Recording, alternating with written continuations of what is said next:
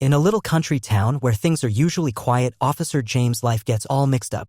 When suddenly, 6 people who were dead were back, not like ghosts, but alive and well. The town buzzes with both wonder and worry, and Officer James has to figure out how to keep things in order. The streets, once familiar, now have these once dead people walking around, and James is stuck in a puzzling situation. It's not just about keeping things normal anymore, it's about understanding what's happening in this strange town where life and death are playing tricks. As the show begins, we see Bo Cooper riding his bike in the woods.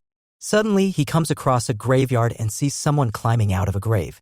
James Hayes, a cop, gets a call to go to the cemetery and investigate. When he gets there, he finds an upset woman covered in mud. He calls for an ambulance, and Elisha McKellar shows up promptly to help. Working together, James and Elisha gather to find a small group of people covered in mud. They take them to the Urana District Health Center. But one of the naked people is left behind as he stays hidden in the bushes and escapes soon from the cemetery. However, once there, none of them can recall their names except for Kate Willis, who figures out her name by looking at her ring. While everyone is trying to make sense of the situation, one man named Carlo tries to escape the clinic. As he attempts to get away, he has flashbacks and envisions himself running away from some kind of prison camp. James manages to catch Carlo and brings him back inside before he sees Kate. When Carlo finally spots Kate, he's stunned. He tells Elisha that Kate is his wife, even though she's supposed to be dead. Even after showing Kate a picture of himself, she finds it hard to believe. In the meantime, Paddy Fitzgerald, the escaped one from the cemetery, wanders the town on his own, and Bo follows him. As they turn a corner, Paddy grabs the boy, and in an instant, they become partners. Bo decides to bring his muddy friend to the Royal. At the same time, James takes Katie to the cemetery, showing her own grave before she runs away. Another police officer, Vic Eastley, arrives and asks James about the broken tombstones. James says it was some school kids trying to calm his friend's worries before leaving. Back at the hospital, and remembers her name. Meanwhile, Bo and Paddy get to the Royal but find it closed. With Bo's help, Paddy breaks in and has a few drinks. At the police station, Chris Renix hears from Vic about the condition of the cemetery. He tries calling James but doesn't get an answer. James eventually finds Kate and they talk about the past. Meanwhile, Paddy discovers his old knife hidden at the club and they ponder how Paddy ended up dead. At the hospital, Carlo has a vision of a bloody knife and mentions something about Alexandro dying. James takes Kate back to the hospital and tells her to stay, but she doesn't want to spend what might be her last days there. Later, James talks with the others only to find out that Carlo has disappeared. Sadly, James, his police friend, finds Carlo first. Paddy and Bo come up with a plan to take stuff from a corner store. They grab food and diapers before making a fast getaway. On the street, Bo finds a statue that looks a lot like Paddy. It turns out the statue is Paddy, who used to be the mayor of the city. Meanwhile, at the police station, Carlo remembers a time when his brother, Alexandro, tried to hurt himself. James goes back to the station and talks to Vic once more. Again, he tries to convince him that a bunch of kids caused the trouble at the cemetery. He promises to handle Carlo. When Vic leaves, James lets Carlo go. They go back to the hospital and Anna translates for Carlo. They discover more about his brother and James gets ready to take Carlo to his brother's home. Meanwhile, Paddy and Bo camp out and have a meal. As James and Carlo get closer to his brother's house, Carlo starts bleeding from his eyes. He steps out of the vehicle and collapses to the ground, turning into dust. James collects the ashes in a bag before leaving. Vic observes the chaos from a distance. James is deeply disturbed by what happened and hurries back to the hospital to check on Kate. He shares the incident with Elisha and asks her to look into the ashes. Vic goes back to the cemetery and examines the tombstone of Carlo Nico, who died in 1944. The next morning, James and Kate talk about how James is dealing with Kate's supposed death. Even though Kate wants to sleep in her own bed, he insists she stay put for now. Bo returns home and apologizes to his mom, then hands her the baby diapers. Later, James goes back to his house to his pregnant wife, Sarah. As the episode concludes, another man emerges from the ground. The guy who crawled out of the grave is John Dow. He heads to the local high school, wandering around the campus naked and covered in mud. He pauses to look at some pictures. Kate wakes up and discovers she had breast cancer before she died. She talks about it with Elisha and wonders if the cancer has returned to her. Elisha checks Kate but finds no abnormalities. Elisha then goes to meet James at the cemetery. Kate wants to come along, but Elisha refuses, explaining that everyone who knows Kate believes she's dead. We find out James is married to Sarah as he heads off to work. At the cemetery, Elisha tells James that Alexander, Carlo's brother, passed away the previous night at 11:50. James suspects there might be a connection. However, Elisha is set on finding a logical explanation and notes that 6 graves have been disturbed but they've only found 5 people. James suggests covering up the graves to avoid an investigation. Elisha notices the hole John Doe climbed out of but brushes it off when James brings it up. James is called to the high school where John Doe is found hiding in the female changing room. Assuming he's Patty, James confronts him and a struggle ensues. Eventually, James handcuffs John Doe and leads him to his vehicle. On the drive back to the medical clinic, James asks John Doe if he remembers anything about the cemetery or how he got there, but John Doe remains silent. Noticing John Doe's youthful appearance, James realizes he's not Patty. As they pass by the clothing store Patty broke into earlier, they spot Vic outside. James decides to pull over and Vic brings up Carlo. James advises Vic to let him handle his own section of the situation. At the medical clinic, it appears that Kirsty's leg wound is not healing and Elisha confirms it's infected despite being on antibiotics. James arrives with Doe back at the clinic and talks about the disturbed graves he found. James reveals that Kate is his wife and had been dead for over 2 years before coming back. He starts identifying each person and their death dates. Maria refuses to believe her name is not Anna and causes a commotion. They decide Kirsty needs to go to the hospital. Elisha requests the handcuff keys in case of an emergency. As James drives to the hospital, he approaches the bridge, and Charles and Kirsty start reacting strangely, similar to Carlos. Concerned, James stops the car and quickly reverses, and they begin to feel better. Meanwhile, Vic arrives at the medical center and notices the dirt on Alicia's car. The group hides, and Elisha answers the door to respond to Vic's questions about the cemetery. Elisha claims she has a patient and sends him away, postponing the conversation for another time. While Elisha talks to Vic, Maria rushes out of the building to see her tombstone, with Kate following closely. She discovers that her name is Maria, but she has a daughter named Anna, leading her to break down in front of the grave. Kate assists Maria in getting up, assuring her that her house is nearby. Elisha returns to find only John Doe, who asks if he is in hell. Elisha reassures him that not only is he alive, but he's also not in hell. James brings Kirsty and Charles back to the medical center where Elisha declares that everything is normal. James pulls Elisha aside and describes how they got sick at the bridge, the same spot where Carlos began to have problems. In fact, each time he tried to leave town, Kirsty and Charles got sick. Elisha then reveals that Kate and Maria are missing. Kate and Maria reach James's place and use a spare key left above the door to let themselves in. Kate discovers that James is married to her best friend, Sarah. Sarah returns home from grocery shopping and senses someone's presence due to the missing key. As she enters the house, Maria and Kate slip out the back with the dog trailing behind. They quickly leave and Sarah calls James to inform him that there is someone in the house. James instructs her to stay inside and lock the doors. In the woods, Bo wakes up a sleeping Patty who proudly displays his new clothes. When Bo mentions that the store Patty broke into was on Fitzgerald Street, Patty boasts, claiming the store owes its existence to him, so if he needs something, he'll take it. Patty expresses a desire to go to his chambers, but Bo reminds him about school. Patty starts getting enthusiastic about the changes in the town, explaining that he made his money by selling supplies to the miners. Patty, however, is set on reclaiming his fortune, so he sends Bo away, thanking him for his company. As Patty makes his way through the woods towards a large house, he starts hallucinating about his death. Bo shakes him, bringing him back to the present, and informs Patty that his home is about an hour's walk away. James catches up with Maria, who mentions that Kate is leaving town because she knows about James and Sarah. After James leaves, Maria has hallucinations of a car pulling up with her husband and daughter. Meanwhile, James catches up with Kate and learns the story about him and Sarah. Kate reaches the border area and starts bleeding from her eyes, so James drags her back and takes her to the clinic. James is troubled, feeling he can't protect those who returned from the dead. He decides to confide in Vic, but Elisha disagrees. James goes to the station, finds Vic, and asks if he can trust him. He proceeds to share the story of people returning from the dead, including his wife. Shocked, Vic suggests that James might need to take a break, but James insists he's not crazy before walking out. When James returns to the medical center, he finds it completely locked up. Elisha gathered the people and took them to a safe place that belonged to her aunt and uncle. James calls Elisha and she assures him that the people are with her and safe. Elisha is firm that this is too significant to be left to the police, as it could transform biological science. James argues that Kate is his wife, but Elisha stands her ground and disconnects the call. Later that night, the recently awakened settle in. Kate and Maria sit outside by the fire. Maria is convinced that God has chosen them for a test, but Kate doesn't believe in God. Maria is shocked because a miracle happened to Kate. Elisha brings John Doe a plate of food and once again he points to his handcuffs. Elisha takes them off. However, when she checks John Doe's wrist, he suddenly pushes her against a wall and starts choking her. After releasing her, John Doe says, "I'm sorry," and Elisha runs away. Meanwhile, Vic is driving and loses control of his car, flipping it over. Injured but managing to exit the car, he makes his way to the road. Sarah wakes up to find James doing laundry.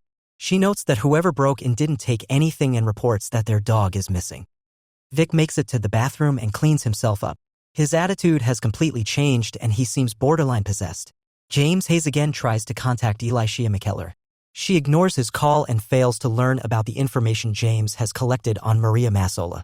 James and Sarah spend a few minutes chatting before Vic shows up at the door and interrupts. Vic tells James that he has had a change of heart and now believes his story. Vic tries to prod James for Alicia's whereabouts. Next, Elisha and the others prepare for their first mission together. Charlie agrees to be their test subject and attempts to pass through the invisible barrier. John Doe brings the group some dead rabbits and gets upset when they ridicule his tastes. Meanwhile, Maria ventures out on her own and visits her old house. While there, she has a vision of her husband and daughter. She is run out of the home by the new occupants. Elisha and John Doe watch an airplane fly over their location. When asked, John Doe insists he cannot remember anything. Maria makes her way to a church where he professes herself to be a miracle from God. James receives a call about a psycho in a church and he heads in Maria's direction. Patty and Bo visit Patty's old house. Patty leads the pair inside before he watches his former self travel upstairs with a box. He winds up getting Bo trapped inside when the current owners return. Bo attempts to escape but is captured by the owners, who turn out to be party kids. One of the boys identifies himself as a Fitzgerald. Patty stays behind and continues searching for his belongings. James finally makes it to the church and takes Maria into custody. She learns that her husband is still alive and James begrudgingly agrees to take her to see him. Vic breaks into Alicia's clinic and learns that she works for Norgard. Meanwhile, Elisha continues formulating her plan to find the others a way to escape the town. Patty discovers his box but is unable to get it open. Bo gets drunk and high with the boys before their mother arrives. They rat out Bo and blame him for everything. Maria is transported to the retirement center where she speaks to her husband, Leon. Unfortunately, he belittles her and refers to her as a cheater. Back in the police car, Maria has a flashback of one of her students touching her leg. Despite James' pleas, Maria forces him to take her to the student's establishment. Vic steals a police car and attempts to gain access to Alicia's workplace, but fails. Charlie attempts to cross past the barrier but is overwhelmed with pain. Maria arrives at Don Sharp's car lot.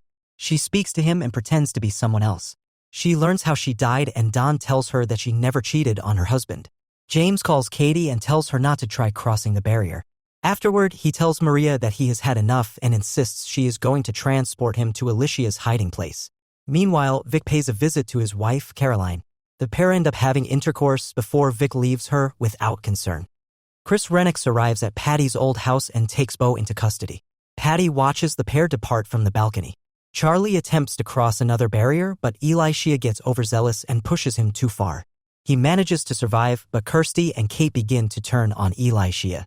Everyone meets back at Alicia's barn and Charlie is rushed inside. Charlie recovers while James attempts to smooth things over with Kate. James takes Kate to his hidden getaway which he bought after she died. The building is filled with Kate's belongings. She falls in love again and the pair wind up sleeping together. Vic pays a visit to Sarah and scares the crap out of her. Back at Alicia's place, Kirsty and John Doe argue before a fight ensues. Everyone gets shaken up and Charlie gets punched. Maria rushes off on her own and returns to her husband. She agrees to play the piano for him before she has a flashback of Leon referring to her as a cheater. She rushes out and gets into the vehicle before driving off. She discovers her daughter in the back seat. She winds up wrecking the vehicle and killing her daughter. In the present, Maria reminiscences from the side of the road. Elisha discovers that John Doe is prepared to leave the hideout. She attempts to talk him out of it but fails. Maria returns to her daughter's gravestone and apologizes repeatedly. Vic arrives and convinces Maria he is there to help her. Vic attempts to convince Maria to show him where the others are hidden. He also tries to convince Maria that Elisha is lying to the group.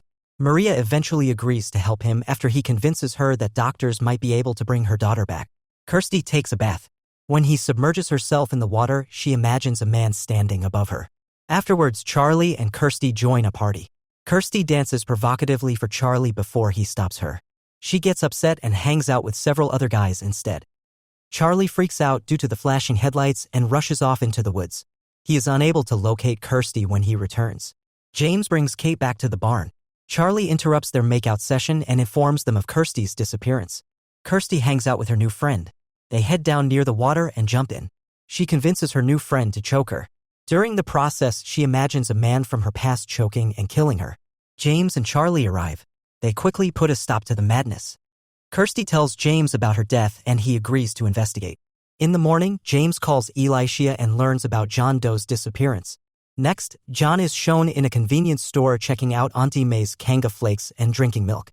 He is confronted by the shopkeeper. Unfortunately, John demolishes the poor guy and leaves him on the floor. Meanwhile, Sarah reminds James about their visit to Alicia's office. He asks her if they can stay at home afterwards and chat. She agrees. They also speak about the cemetery and Kirsty. At the police station, Bo's mother and Chris force him to give up information about Patty. We see Patty, who still hasn't managed to get his box open. Back at the police station, James collects information about Kirsty's murder and learns about Bo's story from Chris. Vic and Maria pay a visit to Leon.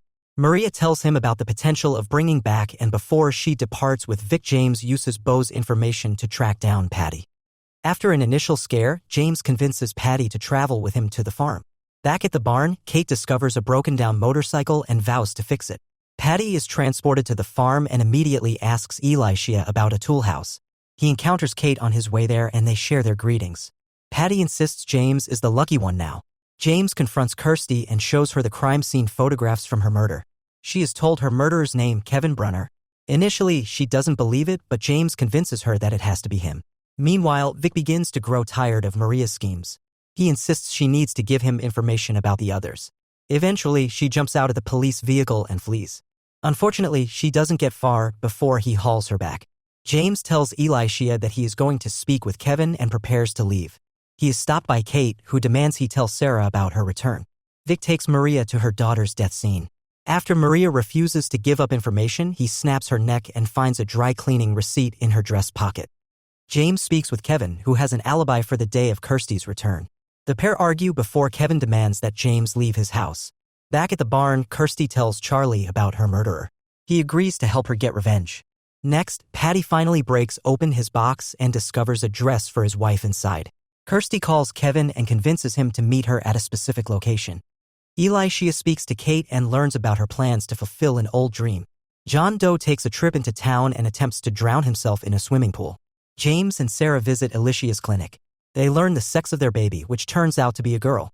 During the visit, Sarah witnesses James and Elisha speaking in secret. Elisha gets a call and is forced to meet John at the park. He admits he was contemplating killing himself since he cannot remember anything. She takes him to a museum and shows him the masks of 3 bushrangers. She reveals that they were hung and buried in the city without tombstones. She also attempts to convince him to quit dwelling on the past and instead make up a past of his own. At home, Sarah asks James about his secret conversation. James begins to tell her about Kate but doesn't follow through.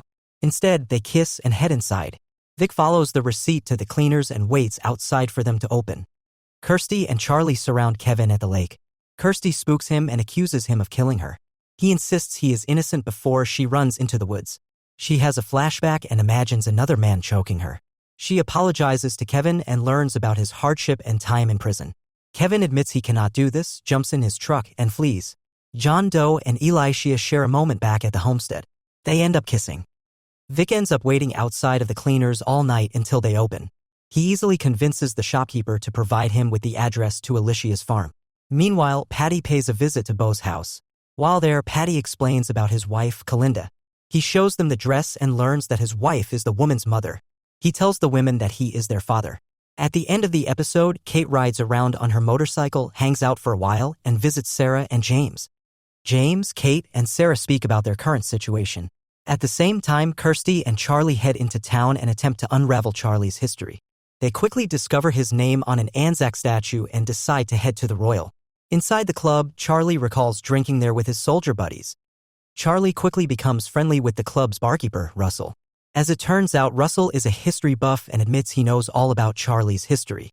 Charlie insists he was named after the legendary Anzac. Charlie and Kirsty offered a drink before we switched back to Vic, who arrived at the farm. He awakes Elisha and John Doe Roger Corser. John hides while Elisha answers the door. Vic accuses Elisha of harboring people and demands to know where they are. She refuses and Vic gets rough with her. Meanwhile, Patty continues speaking with Beau's family. Beau's mother is wearing a Norgard shirt and insists she needs to head to work. The company seems to have something to do with the dead rising, but we'll have to wait and see what pans out. Patty is forced outside of the home and told to leave the family alone. Sarah and Kate continue to argue about their current predicament before things blow up and everyone separates. Back at the farm, John Doe attacks Vic and attempts to save Elisha. Unfortunately, Vic seems to have superhuman powers and easily overwhelms John. Vic handcuffs him to a tree and forces Elisha to help him. At the club, Kirsty argues with some blokes while Charlie learns about the war. He also sees a picture of himself with George. He has a flashback of himself and George fighting in the club. Kirsty freaks out and is escorted upstairs where she lies down. Russell continues exploring the past with Charlie. Russell shows him some old army gear, including gas masks and guns. Kate and Sarah finally begin to overcome their differences. Vic takes Elisha inside of her workshop and discovers the piece of evidence that she removed from John Doe's grave. They argue a bit before Vic demands that she call James. Meanwhile, Sarah is forced to lie down. Kate speaks with James and he professes his love for her. James is interrupted by a phone call from Elisha. She covertly described the situation. Meanwhile, Beau joins up with Patty and learns about Patty's plan for restoration. He insists he is going to gain ownership of his old home. The pair head off. Back at the Royal, Charlie discovers an old binocular and has a flashback to his time as a sniper. He witnesses his spotter, George, being shot and killed. He freaks out in the present. Patty and Beau pay a visit to Lucy Fitzgerald. Patty discovers blueprints of his property which has the Norgard Pharmaceuticals logo on it. He attempts to explain the situation to Lucy, but she ignores his pleas and insists he is selling the family manor. She blows them off and rushes away. Back at the Royal, Russell tests his blood sugar. He attempts to test Charlie's before he kisses Charlie. The move forces Charlie out of the room. He wakes up Kirsty and hightails it out of the club. On the way out of the club, Charlie witnesses himself crying at the bar. James finally arrives at the farm. He is confronted by Vic. They speak about the others and Vic alludes to Elisha knowing more than she is telling before Patty arrives. Vic attempts to gun down Patty and a chase ensues. Vic destroys his leg when he trips in a hole. Beau grabs his gun and Vic is subdued. Sarah attempts to call James but discovers he left his phone behind. They jump in the truck and prepare to leave. In the vehicle, Sarah learns that Kate knows about James' shack. She puts two and two together and realizes that the pair slept together. Sarah forces Kate out of the vehicle and drives away. Kate leaves on the motorcycle. With Vic subdued, Elisha frees John Doe. She rushes back to her workshop and uses a needle to extract some fluid from a container which has a Norgard label on it. Back at the statue, Charlie has another flashback with George. He learns that the pair loved one another before he comes to his senses and tells Kirsty about it. Sarah heads to the police station and speaks to Chris. She reports Kate's motorcycle and insists it was involved in the break-in. Afterwards, James checks Vic's vehicle and discovers Maria's body in the trunk. Subscribe for more videos like this, turn on notifications, and leave 1,000 likes or 100 comments if you'd like us to continue part 2. Thank you.